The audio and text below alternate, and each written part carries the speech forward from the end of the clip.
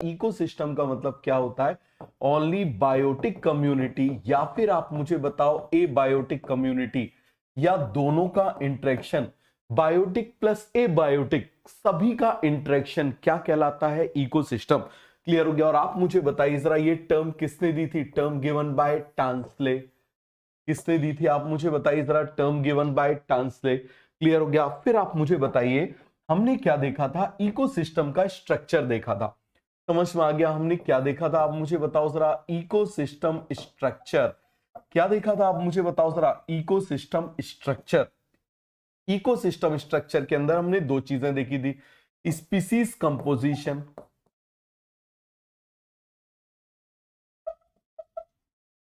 हमने क्या देखा था? आप मुझे बताइए जरा, स्पीसीज कंपोजिशन।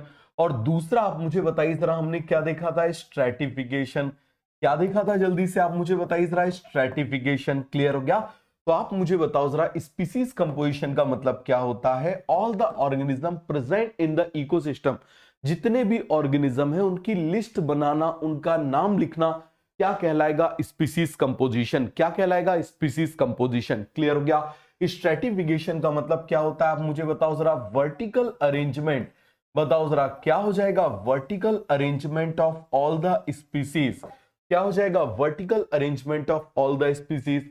स्पीसीज कंपोजिशन का मतलब क्या हो जाएगा? आप मुझे बताओ, आइडेंटिफाई। क्या हो जाएगा? बताओ जरा जल्दी से, आइडेंटिफाई एंड इन्यूमरेट। इन्यूमरेट का मतलब उसकी list banana. Enumerate all the species. Vertical arrangement, जैसे आप मुझे बताओ, वर्टिकल अरेंजमेंट में सबसे बॉटम लेयर को कौन ऑक्यूपाई करता है? आप मुझे बताओ, हर्ब। सेकेंड लेयर को आप मुझे बताओ जरा, कौन ऑक्यूपाई करता है? श्रब। थर्ड या फिर टॉप लेयर को कौन ऑक्यूपाई करता है? ट्री। आप मुझे बताइए जरा, बेस्ट कहां पर ऑब्जर्व होता है? बताइए जरा, बेस्ट स्ट्रेटिफिकेशन कहां पर ऑब्जर्व होता है? ट्रॉपिकल रेन फॉरेस्ट में। कहां पर ऑब्जर्व होगा? आप मुझे बताइए जरा, ट्रॉपिकल रेन फॉरेस्ट में। कहां पर होगा? आप मुझे बताइए जरा, ट्रॉपिकल रेन फॉरेस्ट में बेस्ट ऑब्जर्व होगा। बताते जाओ जरा जल्दी से। क्लियर है? अब आप मुझे बताना, इसके बाद हम बात कर रहे हैं इकोसिस्टम फंक्शन। हम किसकी बात कर रहे हैं? इकोसिस्टम का फंक्शन। बस यही इकोसिस्टम के फंक्शन को पढ़ना है और चैप्टर खत्म। तो बताइए जरा जल्दी से, सबसे पहला फंक्शन क्या था? बताइए जरा, सबसे पहला फंक्शन क्या था? प्रोडक्टिविटी। क्या था? आप मुझे बताओ जरा, प्रोडक्टिविटी। प्रोडक्टिविटी के बाद आप मुझे बताओ जरा, सेकंड फंक्शन क्या था? डिकम्पोजिशन। क्या था? आप मुझे बताओ जरा, डिकम्पोजिशन। डिकम्पोजिशन के बाद आप मुझे बताइए जरा, थर्ड फंक्शन कौन सा था? Energy flow. कौन सा था? आप मुझे बताइए जरा, एनर्जी फ्लो। और चौथा फंक्शन क्या था? आप मुझे बताइए जरा, न्यूट्रिएंट साइक्लिंग। क्या था? आप मुझे बताइए जरा, न्यूट्रिएंट साइक्लिंग। अरे बन जाएगा। क्या था? फटाफट आप मुझे बताइए जरा, न्यूट्रिएंट साइक्लिंग। क्लियर हो गया? अब आप मुझे बताइए, फिर हमने क्या देखा था? प्रोडक्शन। हमने क्या देखा था? आप मुझे बताओ जरा, प्रोडक्शन। क्लियर है? प्रोडक्शन के बाद आप मुझे बताओ, हमने क्या देखा था? प्रोडक्टिविटी। क्या देखा था? जल्दी से आप मुझे बताइए जरा, प्रोडक्टिविटी। तो आप मुझे बताओ जरा, बायोमास। बायोमास पर मीटर स्क्वायर क्या कहलाएगा? प्रोडक्शन। क्लियर है? इसी को आप मुझे बताओ जरा, हम किसको ऐड कर दें इसमें? टाइम को और ऐड कर दें, टाइम का बाउंडेशन बना दें। मतलब आप मुझे बताइए जरा, क्या हो जाएगा? बायोमास। बायोमास पर मीटर स्क्वायर पर ईयर यदि हमने बना दिया, so it will become productivity. ये क्या बन जाएगा? आप मुझे बताओ जरा, प्रोडक्टिविटी। अब जरा इसकी यूनिट बताइए। इसकी यूनिट क्या हो जाएगी? किलोग्राम मीटर स्क्वायर, या फिर हम क्या बोल सकते हैं? किलो कैलोरी मीटर स्क्वायर बन जाएगा। दूसरी तरफ आप मुझे बताइए, यहां पर क्या बोलेंगे? Kilogram metre square per year, या फिर हम क्या बोलेंगे? Kilo calorie per metre square per year. सभी को एक कॉन्सेप्ट क्लियर हो गया? अब आप मुझे बताना जरा, इसके बाद हमने क्या देखा था? प्रोडक्टिविटी। आप मुझे बताइए जरा, कितने टाइप की थी? दो टाइप की, प्राइमरी सेकेंडरी। याद है हमने क्या बोला था? Primary productivity, secondary productivity. Primary productivity, secondary productivity. Primary productivity का मतलब क्या होता है? कौन बनाता है? प्रोड्यूसर। कौन बनाता है? प्रोड्यूसर। देखो, मेरे जैसे शॉर्ट नोट्स हैं, वैसे शॉर्ट नोट्स आपसे नहीं बनेंगे। समझ में आ गया? और ना आपको याद होंगे। लेकिन आप यदि इंडेक्स बनाओगे, वो इंडेक्स आपका खुद का होगा और वो इंडेक्स आपको बहुत हेल्प करेगा। तो जब भी आपको रिवाइज करना है, आप हमेशा इंडेक्स से रिवाइज किया करो, बहुत ही फास्ट रिवीजन होगा हर सब्जेक्ट का। क्लियर हो गया? आप मुझे बताओ, प्रोड्यूसर ने जो बायोमास बनाया, बायोमास बाय प्रोड्यूसर, हम क्या बोलेंगे? Biomass by producer. यहां पर क्या हो जाएगा आप मुझे बताओ? बायोमास फॉर्मेशन बाय कंज्यूमर, क्या बोलेंगे? Biomass by consumer. इसको हम क्या बोलेंगे? जल्दी से आप मुझे बताइए, सेकेंडरी प्रोडक्टिविटी।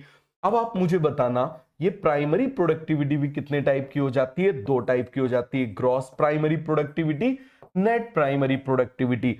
ग्रॉस का मतलब क्या हो जाता है? टोटल। ग्रॉस का मतलब क्या हो जाएगा? टोटल। लेकिन आप मुझे बताओ, इस टोटल में से रेस्पिरेटरी लॉस को माइनस कर दिया तो क्या बचेगा? Net primary productivity. और यही net primary productivity is the available biomass for consumer. Consumer के लिए यही अवेलेबल बायोमास होता है।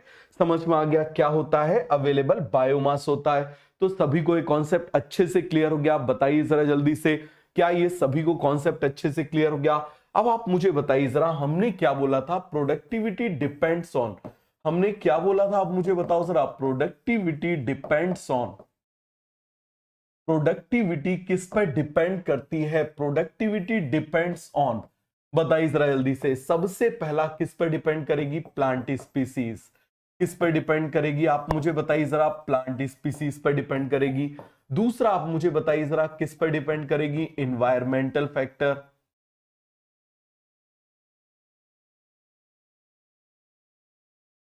किस पर डिपेंड करेगी? आप मुझे बताइए जरा, इन्वायरमेंटल फैक्टर। तीसरा आप मुझे बताइए जरा, किस पर डिपेंड करेगी? Availability of nutrient. किस पर डिपेंड करेगी? आप मुझे बताइए जरा, अवेलेबिलिटी ऑफ न्यूट्रिएंट। किस पर डिपेंड करेगी? आप मुझे बताओ जरा, अवेलेबिलिटी ऑफ न्यूट्रिएंट। चौथा क्या हो जाएगा? Photosynthetic capacity. हम क्या बोलेंगे? आप मुझे बताइए जरा, फोटोसिंथेटिक कैपेसिटी। अरे बताओ जरा जल्दी से, क्या बोलेंगे? Photosynthetic capacity. बोलिए जरा जल्दी से, क्या हो जाएगा? Photosynthetic capacity. आप जानते हो, प्लांट स्पीसीज जैसे वीट है, वीट की प्रोडक्टिविटी कम होगी as compare to mango. Environmental factor, आप मुझे बताओ, डेजर्ट में इन्वायरमेंट अलग है, ट्रॉपिकल रेन फॉरेस्ट में अलग है। वहां की प्रोडक्टिविटी ट्रॉपिकल की ज्यादा है, डेजर्ट की कम है। अवेलेबिलिटी ऑफ न्यूट्रिएंट, सेम दो फार्म लैंड है, एक में हमने क्या कर दिया? फर्टिलाइजर डाल दिया, एक में हमने नहीं डाला। जहां पर हमने फर्टिलाइजर डाल दिया वहां प्रोडक्टिविटी ज्यादा है। C4 प्लांट की प्रोडक्टिविटी C3 प्लांट से ज्यादा है। इसके बाद आप मुझे बताना जरा, हमने क्या बोला था? Highest productive ecosystem. बताओ जरा, हमने क्या बोला था? Highest and least productive ecosystem. तो बताओ जरा, हाईएस्ट प्रोडक्टिव इकोसिस्टम में कौन कौन आया था? Coral reef. अब कोरल रीफ में हाईएस्ट प्रोडक्टिविटी होती है, रीजन क्या हो जाएगा? क्यों उसकी प्रोडक्टिविटी ज्यादा होती है? ट्रॉपिकल रेन फॉरेस्ट की क्यों ज्यादा होती है? देखो, सबसे पहले आप इस बात को समझना, कोरल रीफ में इसीलिए ज्यादा, वहां सनलाइट सफिशिएंट है। दूसरा, वहां पर अबंडेंट सिम्बायोटिक कनेक्शन है जिससे नाइट्रोजन सफिशिएंट है। दूसरा, आप मुझे बताओ, क्या हो जाएगा? Tropical rain forest. क्या हो जाएगा? ट्रॉपिकल रेन फॉरेस्ट बन जाएगा। तीसरा आप मुझे बताइए, क्या हो जाएगा? Sugar cane. क्या हो जाएगा? शुगर केन। क्लियर हो गया? यहां पर आप मुझे बताइए, लीस्ट क्या हो जाएंगे? डेजर्ट। और आप मुझे बताइए जरा, क्या हो जाएगा? ओशियन। ओशियन क्यों हो जाएगा? Due to limiting sunlight and limiting nitrogen. Limiting sunlight and limiting nitrogen. सभी को ये कॉन्सेप्ट क्लियर हो गया? आप बताइए जरा जल्दी से। आप मुझे बताओ, ये हमने पहले पढ़ा था फिर भी आपको याद है? बताइए जरा, पढ़े हुए टाइम हो गया, क्या आपको एक एक पॉइंट याद है? अब आप मुझे बताओ, टोटल प्रोडक्टिविटी। हम किसकी बात कर रहे हैं? Total productivity of ecosystem. हम किसकी बात कर रहे हैं? Total productivity of ecosystem. बताओ जरा जल्दी से, टोटल प्रोडक्टिविटी इकोसिस्टम की। फटाफट फटाफट आप मुझे बताइए जरा, टोटल प्रोडक्टिविटी इकोसिस्टम की बताइए जरा, कितनी होती है? 170 बिलियन टन। क्लियर हो गया? इसमें से आप मुझे बताओ, 115 बिलियन टन किसकी है? आप जानते हो, टेरेस्ट्रियल की। और 55 बिलियन टन आप मुझे बताओ जरा, किसकी है? एक्वेटिक हैबिटेट की। तो ये सभी को अच्छे से क्लियर हो गया। अब आप आ जाइए, हम किसकी बात कर रहे हैं? डिकम्पोजिशन की। अब हम किसकी बात कर रहे हैं? डिकम्पोजिशन की। तो मुझे बताओ जरा, what do you mean by decomposition? Decomposition का मतलब क्या होता है, फटाफट आप मुझे बताइए जरा।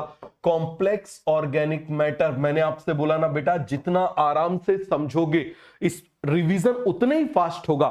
समझ में आ गया? बिल्कुल अच्छे से समझो। कॉम्प्लेक्स ऑर्गेनिक मैटर, हम किसकी बात कर रहे हैं? कॉम्प्लेक्स ऑर्गेनिक मैटर को हमने कन्वर्ट कर दिया सिंपल इनऑर्गेनिक मैटर। किस में कन्वर्ट कर दिया? Simple inorganic matter. क्लियर हो गया? इनऑर्गेनिक प्लस क्या हो जाएगा? Loosening of soil. क्या हो जाएगा आप मुझे बताइए जरा? Loosening of soil. क्लियर हो गया? ये दो काम हो जाएंगे। अब आप मुझे बताइए इसके स्टेप्स कौन कौन से हो जाएंगे, इसके स्टेप्स कौन कौन से हो जाएंगे, फटाफट आप मुझे बताइए जरा। Fragmentation, leaching, catabolism, humification and mineralization बन जाएगा। तो आप मुझे बताओ जरा, एफ से फ्रेगमेंटेशन, छोटे छोटे टुकड़े होंगे। जैसे यहां पर आप मुझे बताना, मैंने क्या बना दिया, मान लो ये है, इसको सबसे पहले किसने खा लिया? डेट्रीवोरस ने खा लिया, तो इसके छोटे छोटे टुकड़े हो जाएंगे। ये कैसा हो जाएगा? वाटर सॉल्युबल है। और दूसरी तरफ आप मुझे बताओ जरा, ये कैसा है? मान लो वाटर इनसॉल्युबल है। This process is called as fragmentation. Water soluble वाला पार्ट नीचे चला जाएगा, अनअवेलेबल हो जाएगा हमारे लिए। अब ये अनअवेलेबल हो गया क्योंकि सॉइल में नहीं रहा। This process is called leaching. अब आप मुझे बताओ, ये वाला जो पार्ट है ये जाएगा कैटाबोलिज्म में। किस में जाएगा? कैटाबोलिज्म में। अब आप मुझे बताइए जरा, यहां पर कौन आएंगे? डिकम्पोजर्स। यहां पर कौन आए थे? डेट्रीवोरस। यहां कौन आए थे? डेट्रीवोरस। अब यहां पर आप मुझे बताइए जरा, कौन आएंगे? डिकम्पोजर्स। कौन आएंगे? डिकम्पोजर्स। आप मुझे बताओ जरा, पार्शियल डाइजेशन हुआ, पार्शियल डाइजेशन होगा, पार्शियल होगा तो क्या बनेगा? ह्यूमस। कंप्लीट हो जाएगा तो क्या होगा? मिनरलाइजेशन। क्या होगा आप मुझे बताओ जरा? मिनरलाइजेशन। सभी को कॉन्सेप्ट क्लियर हो गया? सभी को ये चीज अच्छे से समझ में आ गई? अब आप मुझे बताइए कैसे इसको डिकम्पोज करते हैं। डिकम्पोज करते हैं बैक्टीरिया, फंजाई, फ्लैजिलेट्स। कौन करते हैं? Bacteria, fungi, flagellates. ये क्या करते हैं? एसिड रिलीज करते हैं जिससे इसका डाइजेशन शुरू होता है। लेकिन इतना ज्यादा एसिड रिलीज कर देते हैं, इतना ज्यादा एसिड रिलीज कर देते हैं कि एक टाइम के बाद में इसका डिकम्पोजिशन रुक जाता है due to accumulation of acid. तो अब आप मुझे बताइए जरा, इसका जो पार्शियल डाइजेशन है मिट्टी में मिल गया, कैसा हो जाएगा? डार्क कलर का हो जाएगा। हमने इसको याद रखने के लिए क्या बोला था? आप मुझे बताओ जरा। हार्ड। बोलो जरा जल्दी से, क्या बोला था हमने? इसको हार्ड। क्लियर हो गया? बहुत आसान है। बताइए जरा, ह्यूमस की प्रॉपर्टी याद रखना कितना आसान है। हार्ड। एच फॉर क्या हो जाएगा? ह्यूमस। क्या हो जाएगा? ह्यूमस। ए फॉर आप मुझे बताओ जरा, कैसा हो जाएगा? ए फॉर बताइए जरा। A for acidic and amorphous. Clear हो गया? आर से आप मुझे बताओ जरा, क्या हो जाएगा? Reservoir of nutrient. Reservoir, reservoir of nutrient बन जाएगा। इसके अलावा आप मुझे बताओ, रेजिस्टेंट टू माइक्रोबियल एक्शन। कैसा हो जाएगा आप मुझे बताइए जरा? Resistant to microbial action. Resistant to microbial action. क्यों ऐसा होगा आप मुझे बताओ जरा? क्योंकि एक्यूमुलेशन ऑफ एसिड। और तीसरा आप मुझे बताओ जरा, कैसा हो जाएगा? Dark in colour. कैसा हो जाएगा? Dark in colour. सभी को पूरा का पूरा कॉन्सेप्ट क्लियर हो गया? अब आप मुझे बताइए जरा, फैक्टर्स अफेक्टिंग डिकम्पोजिशन। क्लियर है? बताओ जरा, हम किसकी बात कर रहे हैं? Factors favours decomposition.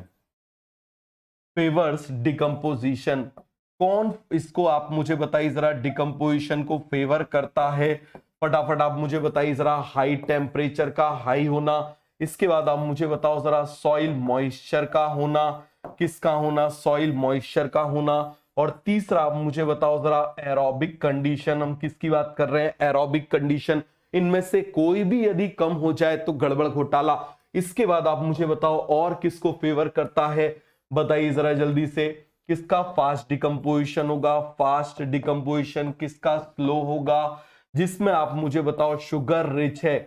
Sugar and nitrogen rich. Sugar and nitrogen rich. Clear हो गया? यहां पर आप मुझे बताओ जरा, oily compounds. Oily compounds, lignin. समझ में आ गया? और काइटिन का डिकम्पोजिशन भी कैसा होता है? स्लो होता है। तो ये सभी को पूरा कॉन्सेप्ट अच्छे से क्लियर हो गया? अब आप मुझे बताइए जरा, नेक्स्ट हम किसकी बात कर रहे हैं? बोले जरा, नेक्स्ट हम किसकी बात कर रहे हैं? फटाफट फटाफट आप मुझे बताओ, नेक्स्ट हम किसकी बात करेंगे? कौन सा टॉपिक आएगा? Energy flow. बहुत बढ़िया। कौन सा टॉपिक आएगा आप मुझे बताओ जरा? Energy flow. तो मुझे बताना जरा एनर्जी फ्लो में हमने क्या बोला था, 50% क्या है PAR। क्लियर हो गया, क्या है PAR। प्लांट क्या यूटिलाइज करते हैं बताओ जरा, प्लांट यूटिलाइज करते हैं 1 to 5% TIR। क्लियर हो गया, या फिर आप मुझे बताओ जरा 2 to 10% ऑफ PAR। समझ में आ गया, क्या बोल रहे हैं, 2 to 10% ऑफ PAR। अब आप मुझे बताना जरा, यहां पर हमने किसकी बात करी थी, इसके बाद हमने बात करी थी ट्रॉफिक लेवल की। हमने किसकी बात करी थी, ट्रॉफिक लेवल की। क्लियर हो गया, तो आप मुझे बताओ जरा ट्रॉफिक लेवल में हमने क्या बोला था, इसने क्या करी थी, पोजीशन अकॉर्डिंग टू, किसके अकॉर्डिंग आप मुझे बताइए जरा, position according to feeding habit. किसके अकॉर्डिंग आप मुझे बताइए जरा, फीडिंग हैबिट, उसके अकॉर्डिंग हमने इसको एक पोजीशन दे दी, हर ऑर्गेनिज्म को एक पोजीशन दे दी, उसको हम क्या बोलेंगे, ट्रॉफिक लेवल। अब आप मुझे बताना जरा, ये मैंने बना दिया सन से एनर्जी हमेशा किसकी तरफ जाएगी, प्रोड्यूसर। ऐसा नहीं होगा कि प्रोड्यूसर से एनर्जी सन की तरफ चली जाए। प्रोड्यूसर से एनर्जी आप मुझे बताओ किसकी तरफ जाएगी, हर्बीवोरस। हर्बीवोरस से किस तरफ जाएगी, कार्निवोरस। तो आप मुझे बताओ, सबसे पहले ये दो लॉ को फॉलो कर रहा है। पहला क्या हो गया, यूनिडायरेक्शनल फ्लो ऑफ एनर्जी। क्या हो जाएगा, unidirectional flow of energy, unidirectional flow of energy, पूरा क्लियर हो गया। और दूसरा आप मुझे बताओ जरा, लॉस ऑफ एनर्जी। दूसरा हमने क्या बोल दिया, लॉस ऑफ एनर्जी। तीसरा आप मुझे बताओ जरा, ट्रॉफिक लेवल। अब मुझे बताओ जरा, फर्स्ट ट्रॉफिक लेवल में कौन आएगा, first trophic level always belongs to producer. याद रखना, हमेशा इसमें कौन आते हैं, प्रोड्यूसर्स। क्लियर हो गया। सेकेंड ट्रॉफिक लेवल में आप मुझे बताओ कौन आते हैं, हर्बीवोरस। कौन आते हैं आप मुझे बताओ जरा, हर्बीवोरस। अरे बन जाएगा, कौन आ जाते हैं, हर्बीवोरस। जैसे आप मुझे बताओ, क्लियर है, आप मुझे बताओ हर्बीवोरस में कौन कौन आ सकते हैं। जैसे टेरिस्ट्रियल की बात करें, एक्वेटिक की बात करें, तो टेरिस्ट्रियल में आप जानते हो बर्ड्स आ सकते हैं, इंसेक्ट्स भी आ सकते हैं। देखो बर्ड्स यदि इंसेक्ट को खा रही हैं तो वो थर्ड में चली जाएंगी। क्लियर हो गया। अब आप मुझे बताओ जरा, यहां पर और कौन आ सकते हैं, एनिमल्स आ सकते हैं, जैसे काऊ, ये सब आ सकते हैं। अब आप मुझे बताओ, इसमें कौन आ जाएगा, मोलस्क आ जाएगा। कौन आ जाएगा, मोलस्क आ जाएगा एक्वेटिक में। क्लियर हो गया। थर्ड ट्रॉफिक लेवल में कौन आ जाएगा, थर्ड ट्रॉफिक लेवल में जो इनको खाएगा, समझ में आ गया, वो आ जाएगा कार्निवोरस। कौन आ जाएगा, कार्निवोरस बन जाएगा। बताओ जरा जल्दी से, सभी को ये कॉन्सेप्ट अच्छे से क्लियर हो गया। अब आप मुझे बताना सर, हम किसकी बात कर रहे हैं, we are talking about food chain. उससे पहले आप मुझे, चलो पहले हम किसकी बात कर ले रहे हैं, फूड चेन। तो यहां पर आप मुझे बताना, ये मैंने सनलाइट बना लिया, सनलाइट से मैंने क्या बना लिया, प्लांट, प्लांट से क्या बना लिया, हर्बीवोरस, हर्बीवोरस से क्या बना लिया, कार्निवोरस। मुझे जल्दी से बताओ, trophic level includes, trophic level include sun को भी इंक्लूड किया है क्या, नहीं, ट्रॉफिक लेवल में सन को इंक्लूड नहीं किया है। ये है ट्रॉफिक लेवल।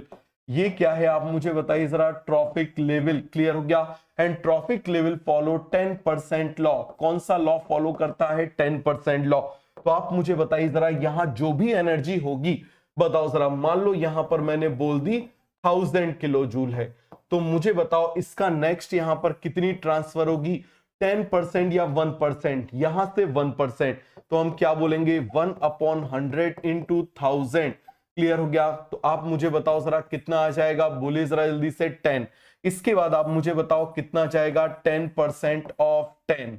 क्लियर हो गया, तो कितना आएगा, 1। यहां पर कितना जाएगा आप मुझे बताओ, 10% ऑफ 1। क्लियर हो गया, तो यहां पर क्या जाएगा, 0.1।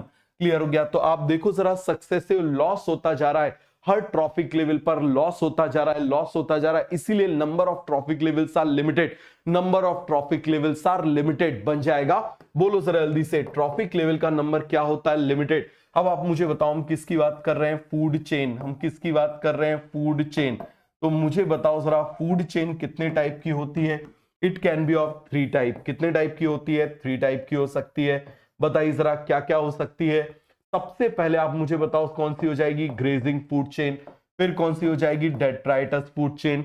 और इसके बाद आप मुझे बताइए कौन सी हो जाएगी, ऑक्सिलरी फूड चेन या फिर पैरासिटिक फूड चेन। क्लियर हो गया, कौन सी हो जाएगी, पैरासिटिक फूड चेन। अब ग्रेजिंग का मतलब सिंपल एक दूसरे को खाने वाला, लेकिन डेट्राइटस याद रखना, जब तक डेथ नहीं होती ये शुरू नहीं होती। जब तक ऑर्गेनिज्म मरेगा नहीं तब तक डीएफसी शुरू होगी नहीं। क्लियर हो गया। और आप मुझे बताओ, ये एक दूसरे से कनेक्टेड रहती हैं, रहती हैं कि नहीं रहती। अब आप मुझे बताना, जीएफसी कहां पर ज्यादा चलती है, गीली जगह पर।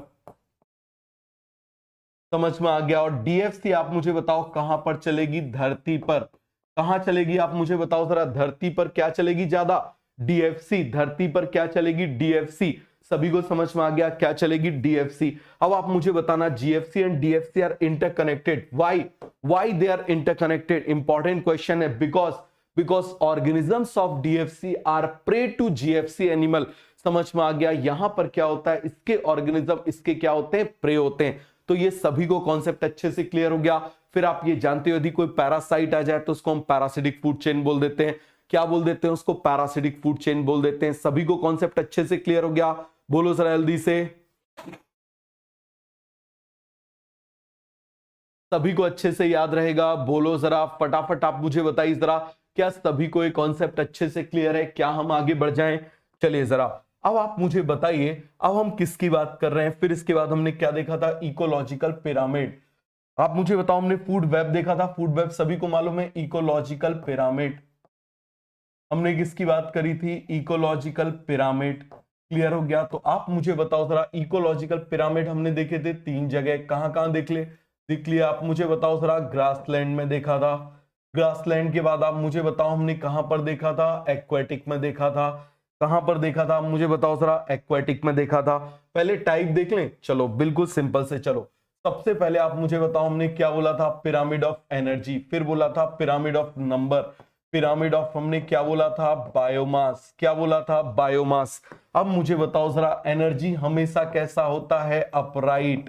कैसा होता है आप मुझे बताओ जरा, अपराइट। अब आप जरा मुझे नंबर बताना जल्दी से। तो नंबर आप मुझे बताओ जरा, नंबर कैसा हो सकता है, it can be upright, it can be inverted. Biomass upright inverted दोनों हो सकता है।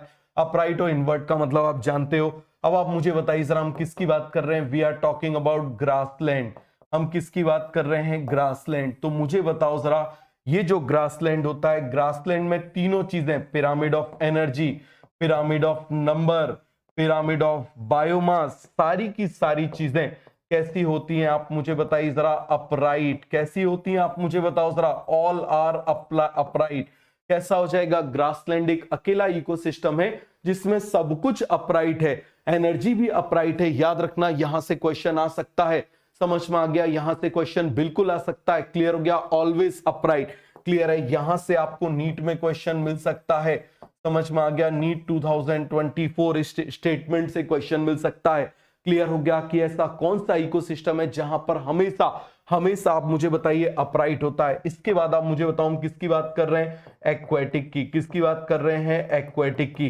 तो एक्वेटिक में आप मुझे बताना जरा, एक्वेटिक में जल्दी से आप मुझे बताइए, हमने क्या बोला, नंबर, और हमने क्या बोल दिया, बायोमास। तो आप मुझे बताओ, नंबर कैसा होता है, अपराइट, बट बायोमास कैसा होता है, इन्वर्टेड। तो पहला इन्वर्टेड आया, क्या आ गया, पहला इन्वर्टेड आ गया। अब आप मुझे बताओ, हम किसकी बात कर रहे हैं, ट्री इकोसिस्टम की। तो ट्री इकोसिस्टम में आप मुझे बताना जरा, किसकी बात कर रहे हैं, नंबर, और हम किसकी बात कर रहे हैं, बायोमास। तो बायोमास आप मुझे बताओ अपराइट है, बट ये कैसा था, पार्शियल अपराइट। क्लियर है, या फिर इसी को बोल देते हैं इन्वर्टेड, या फिर इसको बोला था स्पिंडल शेप। अब जरा ध्यान से देखो, ध्यान से देखो, ध्यान से देखो, और अच्छे से जरा जवाब देना। टोटल आप मुझे बताइए जरा, टोटल आप मुझे बताना। यहां पर मैं आपको कुछ इंपॉर्टेंट पॉइंट लिख रहा हूं, समझ में आ गया, जो आप अपने नोट्स में मेंशन करोगे। क्लियर है, इंपॉर्टेंट पॉइंट जरा ध्यान से समझो।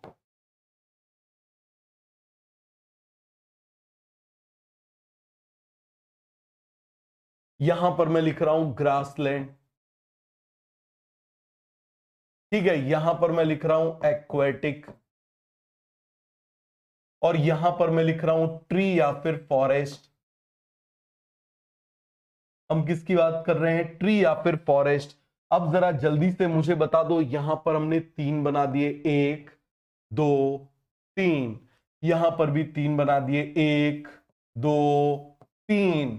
यहां पर भी हमने 3 बना दिए, 1 2 3। बताते जाओ 3 कौन कौन से हैं, pyramid of energy, pyramid of number, pyramid of biomass, pyramid of energy, pyramid of number, pyramid of biomass, pyramid of energy, pyramid of number, pyramid of biomass. समझ में आ गया। मैंने आपसे बोला ना, देखो एग्जामिनर ये नहीं चाहता आप 1 लाख क्वेश्चन करो, एग्जामिनर ये चाहता है आप 10-15 बार बस इनको पढ़ के आ जाओ, सिलेक्शन हो जाएगा। समझ में आ गया? परफेक्शन चाहता है, मेडिकल फील्ड परफेक्शन चाहती है, क्वांटिटेटिव नहीं चाहती है। समझ में आ गया? परफेक्शन। तो अब आप मुझे बताओ, बोलते जाओ, ये कैसा है? अपराइट, ये भी अपराइट, ये भी अपराइट, ये भी अपराइट, ये भी अपराइट। अब आप मुझे बताओ जरा, एक्वाटिक में नंबर भी अपराइट। क्लियर हो गया? ट्री इकोसिस्टम में आप मुझे बताओ जरा, बायोमास भी अपराइट था। तो आप देखना जरा, इतनी जगह पर अपराइट आ रहा है। क्लियर हो गया? आप यदि ध्यान से देखोगे, ये इन्वर्टेड है, ये पार्शियल अपराइट या फिर इन्वर्टेड या फिर स्पिंडल शेप। तो आप जरा ध्यान दो, टोटल हमने 9 पिरामिड देखे। टोटल हमने कितने टाइप के पिरामिड देखे? 9 हमने पिरामिड देखे। और इसको कर लोगे तो 3 और 3 और कर लोगे तो 12 हो जाएंगे। समझ में आ गया? और यदि पैरासिटिक कर लोगे तो और ज्यादा 15 बढ़ जाएंगे। अब आप मुझे एक सिंपल सा जवाब दो, कौन से टाइप का पिरामिड मैक्सिमम प्रेजेंट होता है? Most of the ecological pyramids are upright और most of the ecological pyramid are inverted. इसका जवाब दो। तो यहां से आप मुझे बताना, एक बहुत इंपॉर्टेंट स्टेटमेंट निकल के आ रहा है, most of the ecological pyramid are, बस यही स्टेटमेंट इंपॉर्टेंट है, most of the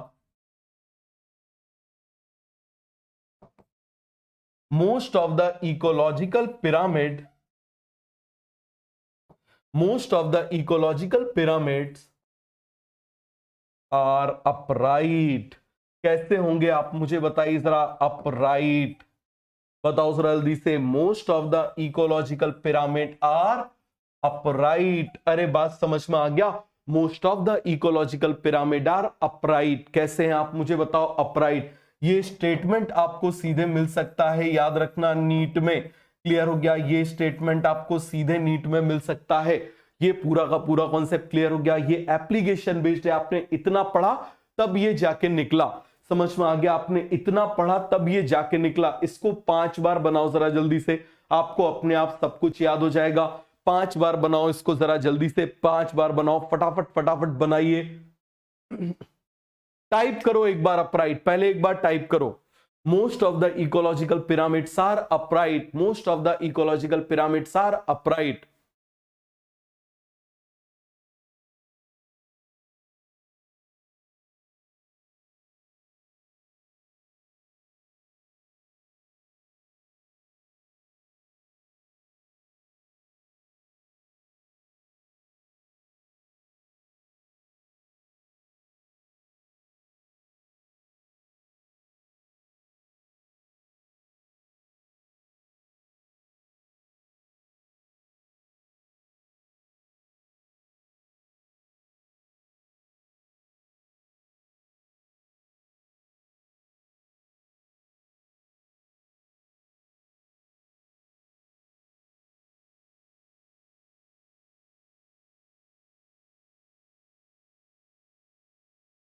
limitations of ecological pyramid,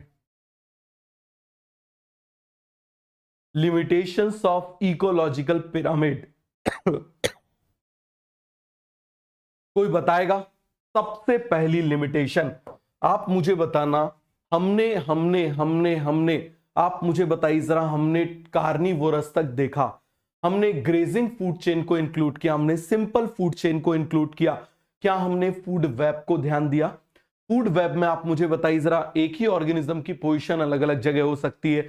मान लो एक बर्ड है, अभी प्लांट को खा रही है, तो आप मुझे बताइए वो सेकेंड ट्रॉफिक लेवल पर आ गई। लेकिन वही सेम बर्ड इंसेक्ट को भी यदि खा रही है तो T3 पर आ गई। तो आप मुझे बताओ, क्या इसकी वेरियस पोजीशन को हमने इंक्लूड किया है? नहीं, हमने बिल्कुल simple position, simple food chain को इंक्लूड किया है। मतलब जो ऑर्गेनिज्म होता है वो एक से ज्यादा जगह को ऑक्यूपाई नहीं करेगा। समझ में आ गया? तो आप मुझे बताओ जरा, क्या कंसीडर किया है? Consider simple food chain, simple and grazing food chain, grazing food chain. समझ में आ गया? ग्रेजिंग हटा लो क्योंकि पैरासाइट भी आ जाता है। समझ में आ गया? फिर पैरासिटिक भी लिखना पड़ेगा, सिंपल फूड चेन बस लिख लेते हैं, फूड चेन। समझ में आ गया? इन्होंने किसकी बात नहीं करी? बताओ जरा, does not accommodate food web, does not accommodate food web, दूसरा दूसरा बताओ, क्या सैप्रोफाइट्स को इसमें जगह दी? Saprophytes does not included, saprophytes को इंक्लूड नहीं किया है, सैप्रोफाइट्स को इंक्लूड नहीं किया है। तो आप मुझे ईमानदारी से बताओ, जो हमने 3 लेक्चर में पढ़ा, और 3 लेक्चर में कल की क्लास हमारी 2.5 घंटे की थी ऑलमोस्ट, उसके पहले की क्लास 2 घंटे की थी, उसके पहले की क्लास भी ऑलमोस्ट 2 घंटे की थी। तो आप मुझे बताओ, जो हमने 6.5 घंटे में पढ़ा, वो मैंने आपको 30 मिनट में लिख के करा दिया कि नहीं करा दिया? ईमानदारी से बताओ, आप मुझे बताओ, मैंने आपको लिख के करा दिया कि नहीं करा दिया? पूरा का पूरा लिख के मैंने आपको 30 मिनट में रिवाइज करा दिया कि नहीं करा दिया? याद रखना, ऐसा कोई भी चैप्टर नहीं है, ऐसा कोई भी चैप्टर नहीं है जो 30 मिनट में लिख के रिवाइज नहीं हो सकता। बात समझ में? अगर ऐसा आप 30 मिनट्स में लिख लिख के बार बार रिवाइज करोगे, जब आप इसको ऐसे 5 बार 10 बार आप ऐसे रिवाइज कर लोगे, तब उसके बाद में बच्चे सोचते हैं सर वन शॉट से करना है। नहीं, हमेशा लॉन्ग लेक्चर से जाया करो। ज्यादातर बच्चों का इस समय मेरे पास ये क्वेश्चन आते, सर हमारा 12th बहुत अच्छे से था, हम लक्ष्य में आपसे पढ़े थे, हमको सब कुछ आता था, तो क्या हम 11th वापस अच्छे से पढ़े, 11th को अच्छे से कर ले, 12th हम बाद में कर लेंगे? ऐसी गलती मत करना, वरना सिलेक्ट नहीं होंगे। हमेशा करंट के साथ चलो। यदि आप करंट के साथ चलोगे तभी आपका सिलेक्शन होगा। बैकलॉग जो कुछ हो गया है वो धीरे धीरे कवर हो जाएगा, मैं आपको धीरे धीरे करा दूंगा, और मेरे सब्जेक्ट में तो आपको टेंशन लेने की जरूरत नहीं। वरना याद रखना, जो लास्ट ईयर आपकी स्ट्रेंथ थी, इस साल आपकी वीकनेस बन जाएगी, हमेशा याद रखना। समझ में आ गया? फिर बोलोगे अपनों ने हमें लूटा, गैरों में कहां दम था। ठीक है, बोलोगे कि नहीं बोलोगे? बोलो जरा जल्दी से। तो इसीलिए बहुत अच्छे से इस बात को समझ लो। तो सभी को एक कॉन्सेप्ट क्लियर हो गया? बोले जरा जल्दी से। सभी को एक कॉन्सेप्ट क्लियर हो गया? सभी को अच्छे से समझ में आ गया? बोलो जरा। सैप्रोफाइट्स को इसमें इंक्लूड नहीं किया गया है। ये 2 पॉइंट आप अपने उसमें नोट कर लेना। एक और हम बात कर रहे हैं, एक वर्ड है स्टैंडिंग क्रॉप। कौन सा वर्ड है आप मुझे बताइए जरा? Standing crop. स्टैंडिंग क्रॉप, मैंने आपसे बोला था ना, पूरी की पूरी पढ़ाई को मैंने इस तरीके से फ्रेम किया है, इस तरीके से फ्रेम किया है। इसी में मेहनत बहुत ज्यादा लगी थी। इसको फ्रेम किया है किस चीज के लिए? जिससे कि आप लोग कोई भी स्टूडेंट 3 घंटे में पूरी बायोलॉजी रिवाइज कर सके। समझ में आ गया? यही मेरा काम है, यही मैंने मेहनत से बनाया है। क्लियर हुआ? बाकी लिख के तो पढ़ के कोई भी ले आएगा। लिख के ले आएंगे, पढ़ के सुना देंगे, वो बात अलग है। बात समझ में आ गया? पैकेज से सुना दिया, लिख के ले आए, समझ में आया, तो उससे कोई फर्क नहीं। उनके खुद के कॉन्सेप्ट क्लियर नहीं होते तो तुम्हारे क्या होंगे? समझ में आया? तो चलो जरा ध्यान से समझो, हम किसकी बात कर रहे हैं? Standing crop. हम किसकी बात कर रहे हैं? और स्टैंडिंग स्टेट। ये वैसे तो हट गया है, लेकिन स्टैंडिंग क्रॉप दिया हुआ है, तो स्टैंडिंग स्टेट भी सुन लो, क्योंकि वो ऑप्शन में डाल सकता है। वो किस में डाल सकता है? ऑप्शन में डाल सकता है। S for state, S for soil. बहुत अच्छे से समझो, S for state, S for soil. तो देखो जरा, amount of nutrient present in the soil at particular time is called as standing state. हम क्या बोलेंगे? Amount of nutrients, amount of nutrients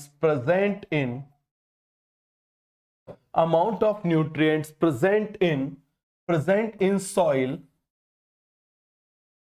at particular time। Clear हो गया? Is called as standing state. क्या बोलेंगे आप मुझे बताओ जरा? स्टैंडिंग स्टेट बोलेंगे। दूसरी तरफ आप मुझे बताओ क्रॉप। क्रॉप मतलब चारा, चारा मतलब biomass.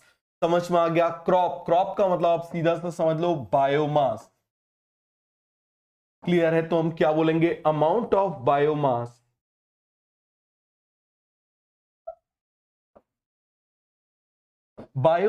Available at, amount of biomass available at, बताओ जरा, any trophic level, any trophic या पर्टिकुलर ट्रॉफिक लेवल।